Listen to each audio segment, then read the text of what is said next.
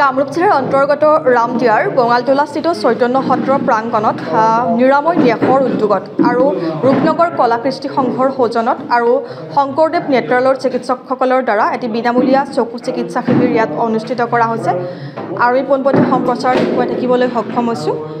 বিনামূলীয়া চকু চিকিৎসা সেৱা, ছানি পৰা ৰোগৰ বিনামূলীয়া অস্ত্ৰোপচাৰৰ সময়ত বিনামূলীয়া যাতায়াত ব্যৱস্থা, ইয়াত সম্পূৰ্ণ বিনামূলীয়াভাৱে ৰাইজক সেৱা আগবঢ়োৱা হৈছে আৰু নিৰাময় ন্যাসৰ উদ্যোগত আৰু ৰূপনগৰ কলা কৃষ্টি সংঘৰ সহযোগত শ্ৰী শংকৰদেৱ নেত্ৰালয়ৰ চিকিৎসকসকলৰ দ্বাৰা এই বিনামূলীয়া চকু চিকিৎসা শিবিৰটি অনুষ্ঠিত কৰা হৈছে আৰু ৰোগীসকলক বৰ্তমান চিকিৎসা সেৱা আগবঢ়োৱা দেখিবলৈ পোৱা গৈছে।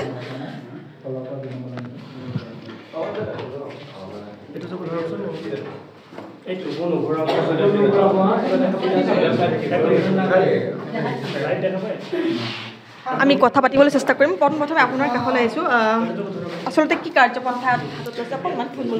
আমি একচুৱেলি নিৰাময় ন্যাস আমাৰ গুৱাহাটী বেষ্ট হয় আৰু আমি স্বাস্থ্যৰ লগত মানে সংগতি ৰাখি বিভিন্ন ধৰণৰ আমি কাৰ্যসূচী আমি কৰি আছোঁ। বিশেষকৈ আমি ৰক্তদান, তাৰপিছত নেত্ৰদান, তাৰপিছত আমাৰ দেহদান, এইবোৰৰ ওপৰত আমি কাম কৰি আছোঁ। তাৰ লগতে আমাৰ আছে বিনামূলীয়া চকু চিকিৎসা শিবিৰ আৰু এই চকু চিকিৎসা শিবিৰত যিখিনি আমাৰ মানে চাৰ্জাৰী কৰিবলগীয়া হয়, সেই চাৰ্জাৰী কৰিবলগীয়াখিনি ব্যক্তিসকলক আমি বিনামূলীয়াকৈ গুৱাহাটীলৈ নি শংকৰদেৱ নেত্ৰালয়ত আমি চাৰ্জাৰী কৰাওঁ।